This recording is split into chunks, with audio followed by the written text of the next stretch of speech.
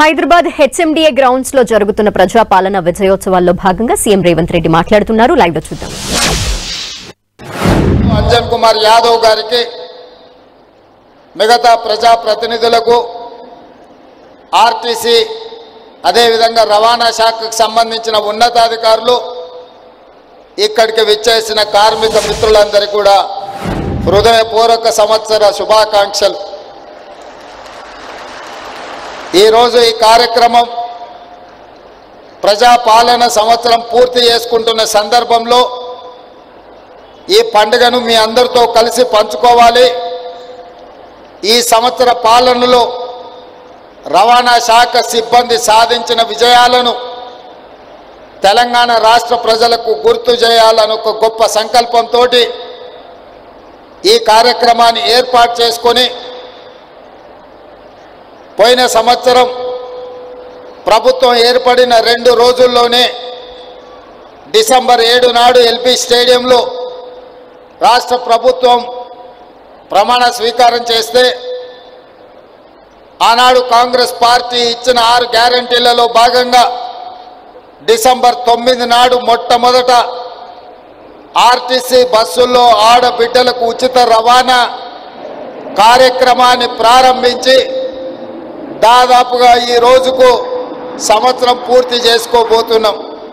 December 9, 2024 నాటికి సంవత్సరం పూర్తి చేసుకున్న సంబరాలను మనం జరుపుకోబోతున్నాం. ఇది ఒక గొప్ప విప్లవాత్మకమైన మార్పు. ఆర్టీసీ సంస్థను పునరుజ్జీవింపజేయడంలో ఈ మహాలక్ష్మి పథకం ఎంతో గొప్పగా ఆర్టీసీ కార్మికుల జీవితాలలో ఒక వెలుగును నింపే కార్యక్రమంగా ఈ మహాలక్ష్మి అద్భుతమైన విజయాన్ని సాధించిందని చెప్పి నేను ఈ సందర్భంగా చెప్పదలుచుకున్నా.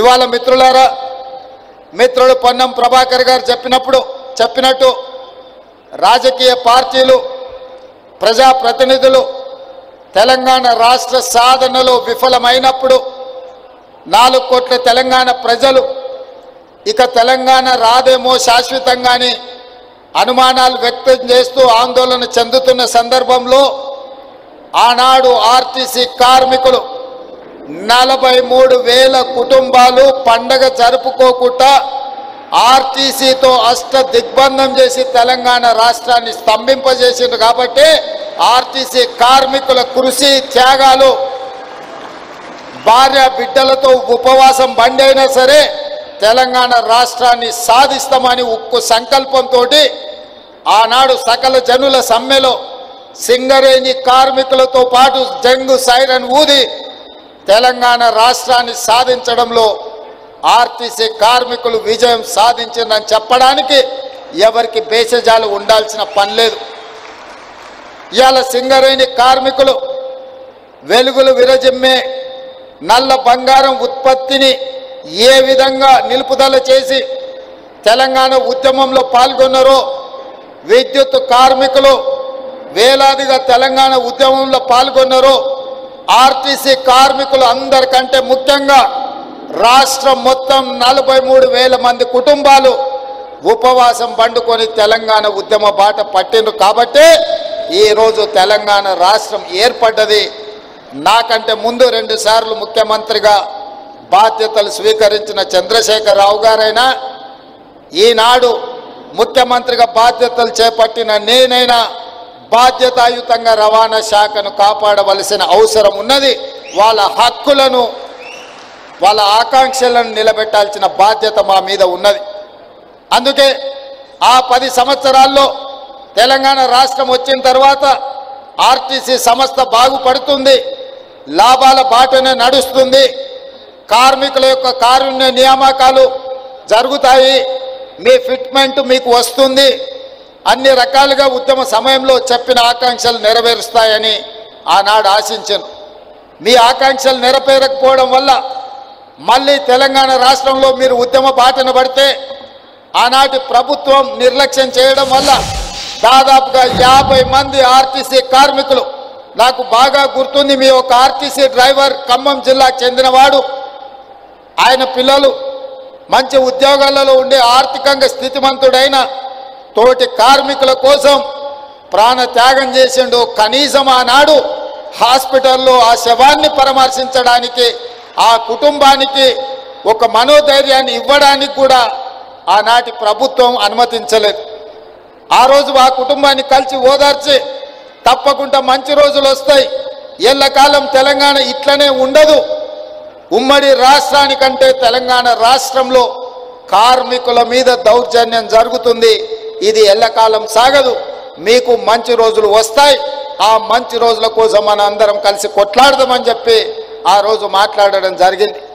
ఆ సంకల్పంతో ఏవైతే 6 గ్యారెంటీలు మేము ప్రజలకు ఇచ్చినామో మా 6 గ్యారెంటీల బ్రాండ్ అంబాసిడర్లు మా పార్టీ కార్యకర్తలతో పోటీ పడి ఆర్టీసీ కండక్టర్లు, డ్రైవర్లు, బస్సు ఎక్కినోళ్లకు, బస్సు దిగినోళ్లకు 6 గ్యారెంటీల గురించి వివరించి ప్రజాపాలన కావాలని కోరుకున్నారు. కాబట్టే ఆనాడు 6 గ్యారెంటీల బ్రాండ్ అంబాసిడర్లుగా ఆర్టీసీ కార్మికులు తమ బాధ్యతను నెరవేర్చిండ్రు. కాబట్టి ఈనాడు ఈ ప్రభుత్వం విజయం సాధించింది. విజయం సాధించిన ప్రభుత్వంలో కార్మికులను ఆదుకోవాలని, దీర్ఘకాలికంగా వాయిదాలు పడుతున్న మీ సమస్యల్ని పరిష్కరించాలని మా ప్రభుత్వం అన్ని విధాల ప్రయత్నం చేస్తుంది. 100% మీ పరిస్థితులు బాగుపడ్డాయనో మీ సమస్యలు పరిష్కారం అయినాయనో నేను చెప్పను, కానీ కీలకమైన అంశాల పట్ల ఈ ప్రభుత్వం నిర్దిష్టంగా సమస్యల్ని పరిష్కరించడానికి ప్రయత్నం చేస్తుంది. ఆనాడు నష్టాలలో ఉన్న సంస్థ మహాలక్ష్మి పథకం ప్రవేశపెట్టినాక ఈ 11 నెలల్లో దాదాపుగా 115 కోట్ల మంది ఆడబిడ్డలు, మళ్ళొక్కసారి చెప్తున్న మీడియా మిత్రులకు, ఇప్పటి వరకు డిసెంబర్ 9, 2023 నుండి నవంబర్ 30 తారీఖు 2024 వరకు దాదాపుగా 11 నెలల 20 రోజుల్లో 115 కోట్ల మంది ఆడబిడ్డలు ఆర్టీసీలో ఉచిత బస్సు రవాణా సౌకర్యాన్ని వినియోగించుకున్నారు. దానికి సంబంధించి దాదాపుగా 4,000 కోట్ల రూపాయలు ఈరోజు రోడ్డు రవాణా సంస్థకు రాష్ట్ర ప్రభుత్వం బదిలీ చేయడంతో నష్టాలలో ఉన్న ఆర్టీసీ సంస్థ ఈరోజు లాభాలలో నడుస్తుంది. ఒకనాడు 50-60% కూడా బస్సుల్లో ప్రయాణికులు ఎక్కేవాళ్ళు కాదు. ఈరోజు 100 నుంచి 110% బస్సుల్లో రవాణా ఉపయోగించుకుంటుండ్రంటే ఎంతో ఓపికతో మా డ్రైవర్లు, మా కండక్టర్లు ప్రజలతో మమేకమై ప్రజలకు ఇబ్బంది జరగకుండా పని భారాన్ని మోసుకుంటూ ఈరోజు మహాలక్ష్మి పథకాన్ని విజయవంతం చేసిండ్రు. ఇవాళ మహాలక్ష్మి పథకం మా ఆడబిడ్డలకు ఒకప్పుడు అమ్మగారింటికి వెళ్ళాలంటే ఇంటి ఆయన బస్సు కిరాయి ఇవ్వాలి, ఆలయం సందర్శించుకోవాలంటే ఇంటి ఆయన అనుమతి ఇవ్వాలి. ఇవాళ ఇంటి ఆయన రూపాయి ఇవ్వకపోయినా ఆయన అక్కడ పని మీద పోతే మా ఆడబిడ్డలు ఆర్టీసీ బస్సు ఎక్కి అమ్మగారింటికి పోయి అమ్మని చూసి ఆ పక్కనే ఆలయంలో పోయి దర్శనం చేసుకొని మళ్ళీ ఇంటి ఆయన వచ్చే లోపల ఇంటికి వచ్చేటట్టు ఈరోజు ఈ మహాలక్ష్మి పథకం ఉపయోగపడుతుంది. మా అక్కలు నవ్వుతున్నారు, నిజమే చెప్తున్నాడు మా తమ్ముడని. నేను చూస్తుంటే కదా, మాట్లాడుతుంటే కదా అందరితోటి, ఒక్కొక్క మహిళకు ఈ వేదిక మీద నుంచి చెప్పదలుచుకున్న, ఉద్యోగం చేసే ఆడబిడ్డలకు, చదువుకోవడానికి వెళ్ళే ఆడబిడ్డలకు 5,000 నుంచి 7,000 రూపాయలు రోజుకు యావరేజ్గా 35 నుంచి 40 రూపాయలు ఆడబిడ్డలకు సేవింగ్ వస్తుంది. ప్రతి నెల ఒక్క ఆడబిడ్డ ఆర్టీసీ బస్సులో బస్సు కిరాయిల పైసలు 5 నుంచి 7,000 రూపాయలు మిగులుతున్నాయంటే ఈరోజు ఆడబిడ్డలు సంవత్సరం తిరిగే లోపల 1,00,000 రూపాయలు ఆదా చేసుకుంటారు. ఇవాళ ఇంటి ఆయన చేతిలో ఆ 1,00,000 ఉంటే ఆయన సాయంత్రం అయితే బెల్ట్ షాపులు ఇస్తాడు. కానీ మా ఆడబిడ్డల దగ్గర ఆ 1,00,000 ఉంటే వాళ్ళ బిడ్డల్ని బడికి పంపించి మంచి చదువులు చెప్పించి ఈ రాష్ట్ర ప్రయోజకులుగా బిడ్డల్ని తీర్చిదిద్దుతున్నారు. పండగ వస్తే ఆడబిడ్డకు బట్టలు పెట్టాలన్న ఆలోచన ఈ సేవింగ్స్తో చేస్తున్నారు. ఇంటి కిరాయి కొంచెం మంచిగా ఉండాలి, పండుగ వస్తే బాగా చేసుకోవాలని ఈ 5 నుంచి 7,000 రూపాయలు ప్రతి నెల మా వాళ్ళకి ఏదైతే మిగులుతున్నాయో ఈరోజు ఆ రకంగా కుటుంబాన్ని ఆదుకోవడానికి ఉపయోగపడుతున్నాయి. ఇదే కాదు, 200 యూనిట్లు పేదవాళ్ళ ఇంటికి ఉచిత కరెంటు 200 యూనిట్లు ఇవ్వడంతో దాదాపుగా 700-800 రూపాయలు ఈరోజు పేదవాళ్లకు మిగులుతున్నాయి. అదేవిధంగా 500 రూపాయల సిలిండర్, నెలకొక్క సిలిండర్ వేసుకున్నా యావరేజ్గా 500 రూపాయలు అట్లా మిగులుతున్నాయి. అంటే 6 గ్యారంటీలలో ఆడబిడ్డలకు బస్సు ఉచిత ప్రయాణం కావచ్చు, పేదవాళ్లకు 200 యూనిట్లు ఉచిత కరెంటు కావచ్చు, 500 రూపాయల సిలిండర్ కావచ్చు, రాజీవ్ ఆరోగ్యశ్రీ ద్వారా ఇంట్లో పేదవాళ్ళకి ఏ ఇబ్బంది వచ్చినా 10 లక్షల రూపాయలు కార్పొరేట్ వైద్యాన్ని అందించడం ద్వారా యావరేజ్గా ప్రతి నెల సరాసరిగా చూసుకున్న 10,000 రూపాయలు ఈరోజు ప్రతి కుటుంబానికి ప్రత్యక్షంగా ఆర్థిక ప్రయోజనం చేకూర్చే విధంగా ఈరోజు ఈ పథకాలు అమలు జరుగుతున్నాయి. ఇదే కాదు, ఈరోజు బోనస్ ఒట్లు పండించిన వాళ్లకు గతంలో మీకు తెలుసు ఒరేస్తే ఊరేసుకున్నట్టే అని ఆనాటి పెద్దలు చెప్పిండ్రు. ఆ మాట చెప్పిన పెద్ద మనిషి మాత్రం ఆయన ఫామ్ హౌస్లో 150 ఎకరాలలో వరి పండించుకున్నాడు.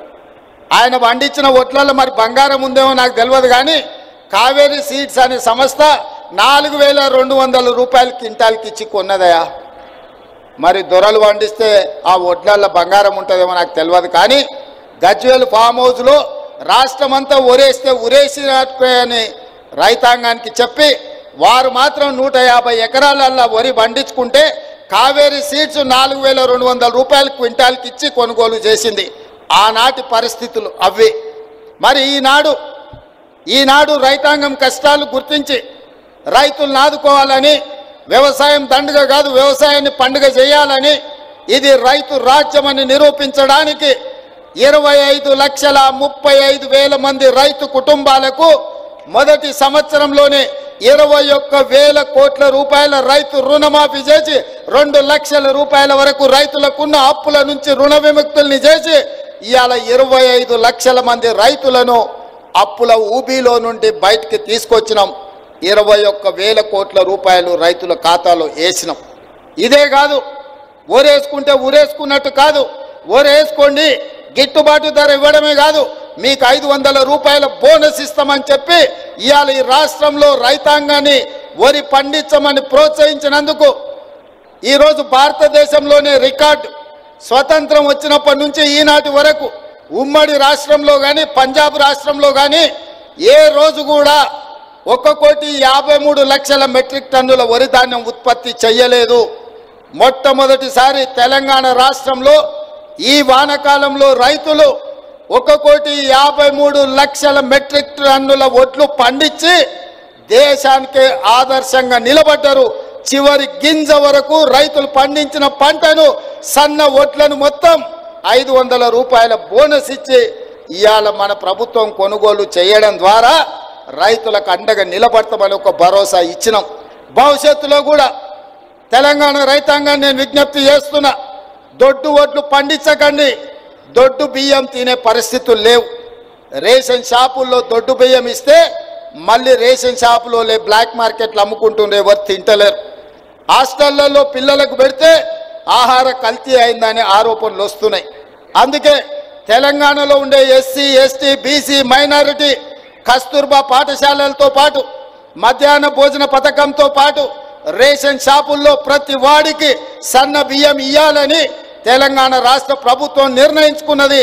తెలంగాణ గడ్డ మీద ఈ నేలలో పండిన వడ్లే సన్న వడ్లు పండించండి, తెలంగాణ సోన పండించండి. ప్రతి పేదవాడికి సన్న బియ్యం ఇవ్వడం ద్వారా రీసైక్లింగ్ బియ్యం మాఫియాను కూకటి వేళ్లతో పెకిలించి ఈరోజు పేదవాళ్లకు సన్న బియ్యం ఇద్దాం. అందుకే తెలంగాణ రైతాంగానికి నా విజ్ఞప్తి, సన్న వడ్లే పండించండి. మీరు పండించిన ప్రతి గింజకు 500 రూపాయల బోనస్ ఇచ్చి కొనుగోలు చేసే బాధ్యత రాష్ట్ర ప్రభుత్వం తీసుకుంటుంది. ఇది తెలంగాణ విద్యార్థులతో పాటు తెలంగాణ పేదోళ్లకు మేలు జరుగుతుంది. అందుకే సన్న వడ్లను పండించమని ఈరోజు నేను విజ్ఞప్తి చేస్తున్నా. ఇన్ని పథకాలు ఇవే కాదు, తెలంగాణ ఉద్యమమే నిరుద్యోగ సమస్య, ప్రభుత్వ ఉద్యోగ ఖాళీల భర్తీలు. ఇంతకుముందు మిత్రుడు పొన్నం ప్రభాకర్ గారు చెప్పారు, వాళ్ళు నోటిఫికేషన్లు ఇచ్చారు, మేము నియామక పత్రాలు ఇచ్చినామని. 10 ఏళ్ళు మిమ్మల్ని నియమించొద్దని ఎవరైనా అడ్డం పడ్డారా? అన్ని శాఖలు మీ చేతుల్లోనే ఉన్నాయి కదా, అన్ని వ్యవస్థలు మీరే పట్టు బిగించారు కదా, అన్ని వ్యవస్థలను మీరే కబ్జా పెట్టుకొని మీ చుట్టపైన ఆర్టీసీలో ఎన్ని రకాలుగా చెలాయించిండో నేను చెప్పాల్సిన అవసరం లేదు. మీ అందరికీ రవాణా శాఖలో ఉన్న ప్రతి ఒక్కరికి తెలుసు కదా, హోంగార్డు నుంచి కమిషనర్ వరకు ఒక్క చిన్న ఉద్యోగి మొత్తం రవాణా వ్యవస్థనే మొత్తం తన కబంధ హాస్తాల్లో పెట్టుకొని నడిపించిండు కదా. రవాణా నియామకాలు మేమేమన్నా చేయొద్దన్నమా? మీకు అసలు ఉద్దేశమే లేదు, నీకు లక్ష్యమే లేదు. నోటిఫికేషన్లు ఇచ్చి గాలి కొదిలేసి చాట్ల తవుడు పోసేదో తాకట్టు పెట్టినట్టు ఈరోజు మీరు నోటిఫికేషన్లు ఇచ్చి కోర్టులో లిటిగేషన్లు మీరే వేపించి ఎక్కడ కూడా నియామకాలు జరగకుండా మీరు అడ్డం పడితే ఆ చిక్కుముళ్ళను అన్నిటిని కూడా మేము వచ్చినాక ఇప్పినాం. మొదటి ప్రాధాన్యత నిరుద్యోగ సమస్య అనుకున్నాం. అందుకే మీరు నోటిఫికేషన్లు ఇచ్చి పారిపోతే 10 సంవత్సరాలు నియామకాలు చేపట్టకపోతే కోర్టుల్లో మూలుగుతున్న కేసులను అన్నిటిని పరిష్కరించి నిన్నటి గ్రూప్ 4 నియామకాలతోని మొదటి సంవత్సరంలో 55,143 ప్రభుత్వ ఉద్యోగ నియామకాలు చేపట్టి ఇంక్లూడింగ్ మీ డిపార్ట్మెంట్లో కారుణ్య నియామకాలే కాకుండా 113 మంది మీ ట్రాన్స్పోర్ట్లో ఆఫీసర్స్ నియామకంలో 97 మంది నియామక పత్రాలు మీ ట్రాన్స్పోర్ట్ కార్యాలయంకి వచ్చి నేను ఇచ్చిన వాటితో సహా ఈరోజు 55,143 ఉద్యోగాలు ఈరోజు మేము ఇచ్చినాం. ఎల్బీ స్టేడియంలో ఇచ్చినాం, పెద్దపల్లిలో ఇచ్చినాం, ఇక్కడ అంబేద్కర్ సాక్షిగా ఇక్కడ పట్టాలు ఇచ్చినాం. ఇంతమందికి ఉద్యోగాలు ఇచ్చిన రాష్ట్రం ఏదైనా ఉందా అని నేను అడుగుతున్నా. దేశంలో ఉన్న 29 రాష్ట్రాలలో అధికారంలో ఉన్న గొప్ప గొప్ప నాయకులుగా చెప్పుకునే వాళ్ళను ప్రధానమంత్రితో సహా దిగిపోయిన ముఖ్యమంత్రి కూడా నేను సవాలు విసురుతున్నా. స్వతంత్రం వచ్చినప్పటి నుంచి ఏ ఒక్క సంవత్సరమైనా ఏ రాష్ట్రమైనా 55,000 ఉద్యోగాలు ఇచ్చిన చరిత్ర ఉన్నదా? తెలంగాణ గడ్డ మీద నా ప్రభుత్వం, మా ప్రభుత్వం, మీ ప్రభుత్వం, ప్రజా ప్రభుత్వం 55,000 ప్రభుత్వ ఉద్యోగ నియామక పత్రాలు అందించడం ద్వారా ఏ లక్ష్యం కోసం నిరుద్యోగ యువకులు ఉద్యమాల బాట పట్టినరో, ఏ లక్ష్యం కోసం శ్రీకాంతాచారి, కానిస్టేబుల్ కిష్టయ్య, యాదయ్య, ఈశాన్ రెడ్డి, వేణుగోపాల్ రెడ్డి ప్రాణ త్యాగాలు చేసినరో ఆ లక్ష్య సాధనలో మొదటి సంవత్సరంలో 55,000 ఉద్యోగ నియామక పత్రాలు ఇచ్చి ఆ దిశగా మా ప్రభుత్వం అడుగులు వేస్తుంది. వాళ్ళ లక్ష్యం కోసం వాళ్ళు కన్న కలలను నెరవేర్చడానికి ఈరోజు మా ప్రభుత్వం నిరంతరం కృషి చేస్తుంది అని నేను ఈ వేదిక మీద నుంచి గొప్పగా నేను చెప్పదలుచుకున్నా. ప్రతి వాళ్ళను తలలు లెక్క పెడతాం. ఎవరికైనా అనుమానం ఉంటే ఇదే నక్లెస్ రోడ్డు మీద 55,143 మందిని ఇక్కడ పిలిపిస్తాం. మోడీ గారు, చంద్రశేఖరరావు గారు ఇక్కడ నిలబడండి, ఒక్కొక్కరి తల పెట్టుకోండి. ఒక్క తల తగ్గినా ఇక్కడనే మీకు క్షమాపణ చెప్పడానికి ముఖ్యమంత్రిగా నేను సిద్ధంగా ఉన్నా. ఇది మా చిత్తశుద్ధి, ఇది మా పట్టుదల, ఇది మా పరిపాలనకు గీటురాయి. అందుకే ఈరోజు ఈ లక్ష్య సాధనలో మేము ముందుకు వెళ్ళాలి అంటే ఇంకా మీరు మమ్మల్ని బలంగా ఆశీర్వదించాలి. ఇవాళ ఢిల్లీ నగరం మీరు చూస్తున్నారు టీవీలలో, పేపర్లలో వాయు కాలుష్యం పెరిగిపోయి, శబ్ద కాలుష్యం పెరిగిపోయి ఢిల్లీ నగరానికి సెలవు ఇచ్చిండ్రు. పాఠశాలలలో పిల్లలు బడికి పోయే పరిస్థితి లేదు, ఇంటికాడ ఆన్లైన్లో చదవమంటారు. ఉద్యోగస్తులు ఆఫీసులకు పోయే పరిస్థితి లేదు, పార్లమెంటు జరిగే పరిస్థితి లేదు. నిన్నగాక మొన్న నితిన్ గడ్కరీ గారు సెంట్రల్ ట్రాన్స్పోర్ట్ మినిస్టర్ స్పష్టంగా చెప్పిండు, ఢిల్లీకి వస్తే నా ఆరోగ్యం దెబ్బతింటుంది, నేను ఢిల్లీకి రానని ఒక కేంద్ర మంత్రి చెప్పిండంటే ఈరోజు ఢిల్లీ దేశ రాజధానిలో ఉన్న పరిస్థితులు కాలుష్యాన్ని ఒక్కసారి అంచనా వెయ్యండి అని చెప్పి నేను ఈ తెలంగాణ ప్రజానికానికి నేను చెప్పదలుచుకున్నా. కేంద్ర మంత్రిగా ఉన్న నితిన్ గడ్కరీ గారు స్వయంగా స్టేట్మెంట్ ఇచ్చారు, ఢిల్లీలో పొల్యూషన్ అనేది పీక్స్ పోయింది, నేను ఢిల్లీకి వచ్చినప్పుడల్లా నా ఆరోగ్యం దెబ్బతింటుంది, దీన్ని ఏం చేయాలో తెలియని పరిస్థితి వచ్చిందని ఢిల్లీ మొత్తాన్ని సెలవు ప్రకటించి ఢిల్లీని బంద్ పెట్టే పరిస్థితి వచ్చింది. అంటే తొందరలోనే ఢిల్లీ నివాస యోగ్యత పట్టణాల నుంచి తొలగించి అక్కడ ఉంటున్న వాళ్ళు ఇతర ప్రాంతాలకు తరలి వెళ్ళిపోయే పరిస్థితి ఉంది.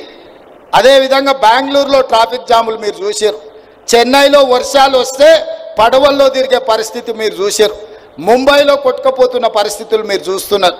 కలకత్తా గురించి నేను చెప్పాల్సిన అవసరమే లేదు. ప్రపంచంలో చెత్త నగరం కింద పోటీ పడితే కలకత్తా ఫస్ట్ వచ్చేటట్టు ఉన్నది.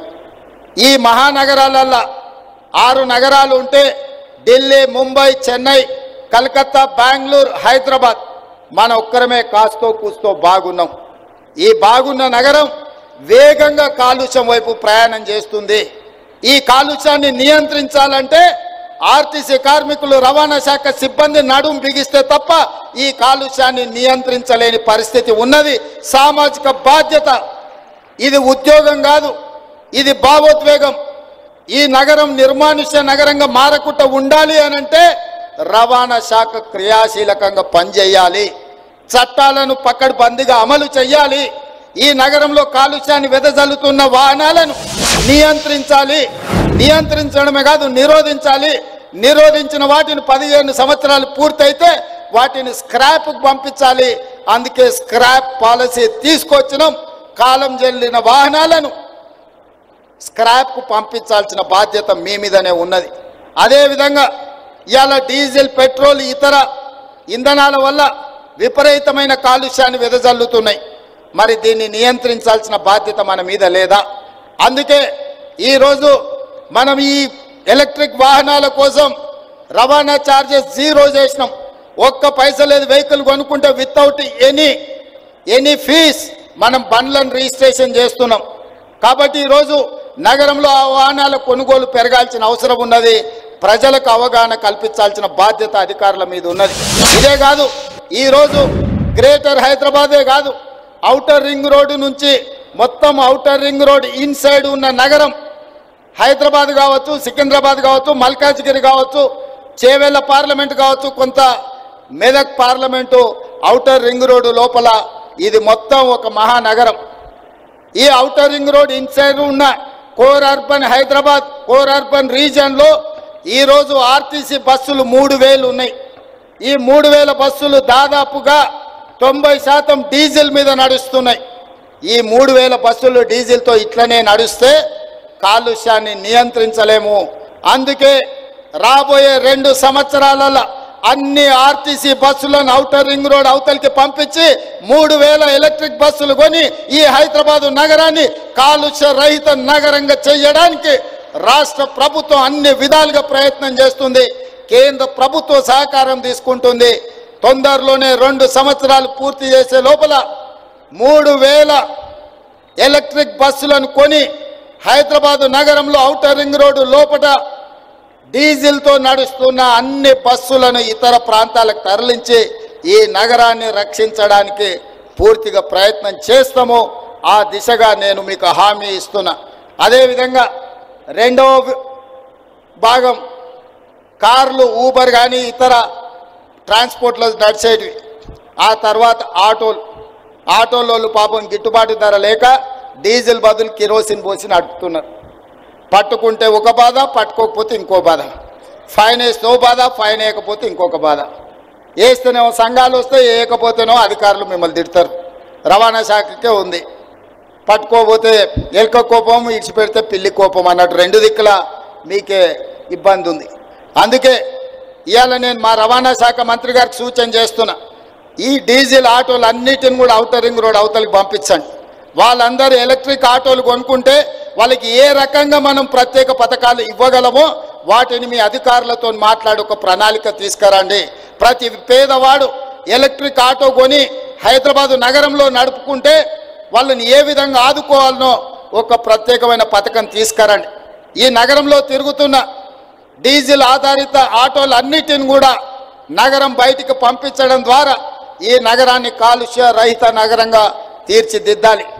ఇవే కాదు, చెరువులు, కుంటలు, నాలాలు ఆక్రమించుకున్నారు. ఇవాళ ఆక్రమించుకోవడంతో ఆ చెరువులలో ఉండాల్సిన నీళ్లు, తగ్గాల్సిన కాలుష్యం రోడ్ల మీదకి వస్తుంది. రోడ్ల మీద నుంచి మన ఇండ్లకు వస్తుంది. ఇండ్లకు వచ్చిన కాలుష్యం మనం పీల్చుకుంటే గుండెలకు పోతుంది. దాంతో క్యాన్సర్ వస్తుంది, విపరీతమైన రోగాలు వస్తున్నాయి. మనకు మనమే విధించుకున్న మరణ శిక్ష ఇది. ఈ మరణ శిక్ష నుంచి బయటపడాలంటే దేవుడిచ్చిన వరం మూసీ నది. మూసీ నదిని పునరుజ్జీవింపజేసుకొని మూసా పరివాహక ప్రాంతం, ఈసా పరివాహక ప్రాంతం నుంచి వచ్చే నీళ్లు వర్షాకాలంలోనే వస్తాయి. కానీ సంవత్సరం మొత్తం మూసీ కలకలలాడాలంటే గోదావరి నదిని మూసీతో అనుసంధానం చేసి ఉస్మాన్ సాగర్, హిమాయత్ సాగర్ నుంచి మూసీ మొత్తం ఎప్పటికప్పుడు మంచి నీళ్లను ప్రవహింపజేయడం ద్వారా ఈ మూసీలో ఉన్న కాలుష్యాన్ని కడగొచ్చు. హైదరాబాదు నగరాన్ని పట్టి పీడిస్తున్న ఈ కలుషితమైన వాతావరణం నుంచి మన నగరాన్ని కాపాడుకోవచ్చు. ఇవన్నీ చెయ్యాలి. ఇవన్నీ జరగాలి అంటే మీ ఆశీర్వాదం ఉండాలి. అందుకే ఈరోజు ఈ నగరాన్ని కాలుష్యం నుంచి కాపాడాలి. మన కళ్ళ ముందల్నే స్పెయిన్ మన చూసినాం. కొన్ని వేల కార్లు, కొన్ని లక్షల కోట్ల రూపాయల నష్టం స్పెయిన్లో కొట్టుకుపోయింది. అది వేరే దేశం. కానీ ఢిల్లీ మనం కళ్ళతో చూసినాం, చెన్నై మన కళ్ళతో చూసినాం, ముంబై మన కళ్ళతో చూసినాం. మరి మన హైదరాబాద్ను కూడా ఇంకొక కల్లోలిత నగరంగా మనం మార్చుకుందామా? లేదా కొంత కఠినమైన నిబంధనలు పాటించి వాటిని అమలు చేయడం ద్వారా రవాణా శాఖకు మనం సహకరించి ఆర్టీసీ కార్మికులను మనం ప్రోత్సహించి ఈ కాలుష్యాన్ని నియంత్రించినప్పుడే మన బతుకులు బాగుపడతాయి, మన జీవన ప్రమాణాలు పెరుగుతాయి. మనం ఇంకా 100 ఏళ్ళు బతకడానికి అవసరమైన వాతావరణాన్ని నగరంలో తెచ్చుకోవాలి. ఈ నగరంలో ఇవన్నీ తెచ్చుకోవాలి అని అంటే రవాణా శాఖ పూర్తి స్థాయిలో పని చెయ్యాలి, ప్రజలు వాళ్లకు సహకరించాలి. అందుకే మిత్రులారా, ఈ హైదరాబాదు నగరాన్ని కాలుష్య రహిత నగరంగా మార్చడానికి అవసరమైన నియమ నిబంధనలు, విధి విధానాలను మా ప్రభుత్వం తీసుకొస్తుంది. కొన్నిసార్లు నిబంధనలు కఠినతరమైన వాటిని అమలు చేస్తాం, అధికారులకు వాటిని అమలు చేసేటప్పుడు స్వేచ్ఛనిస్తాం. మీరందరి నగరం మనది, ఈ నగరంలో మనమే ఉన్నాం. మనం కాదు, మన భవిష్యత్ తరాలు ఇక్కడ నివసించాలి, ఈ నగరం అద్భుతంగా రాణించాలి, ఈ నగరం విశ్వ నగరంగా అభివృద్ధి చెందాలి అని అంటే మా రవాణా శాఖ పూర్తి స్థాయిలో పని చెయ్యాలి. సంపూర్ణంగా మీరు చేస్తారనే నమ్మకం, విశ్వాసం నాకున్నది. మా మిత్రుడు పొన్నం ప్రభాకర్ గారు ఏ విధంగా అయితే తెలంగాణ ఉద్యమంలో క్రియాశీలక పాత్ర పోషించిండో, ఈ కాలుష్యాన్ని తరమడంలో కూడా అదే విధంగా ఒక ఉద్యమకారుడు అవతారం ఎత్తి ఈ కాలుష్యాన్ని పారదోలి ఈ నగరాన్ని కాపాడుకోవడానికి, ఒక అద్భుతమైన నగరంగా నిర్మించుకోవడానికి మీ అందరి సహకారం ఉండాలి. మీ సమస్యల్ని ఎప్పటికప్పుడు చర్చించడం ద్వారా మీ సమస్యల్ని పరిష్కరించుకుంటూ ముందుకు వెళ్తాం. ఈ సంవత్సరం ఏ విధంగా అయితే మీరు సహకరించిండ్రో భవిష్యత్ కాలంలో కూడా మీ సహకారం సంపూర్ణంగా ఉండాలని తెలియజేస్తూ మీ అందరి దగ్గర సెలవులు తీసుకుంటున్న మిత్రులారా.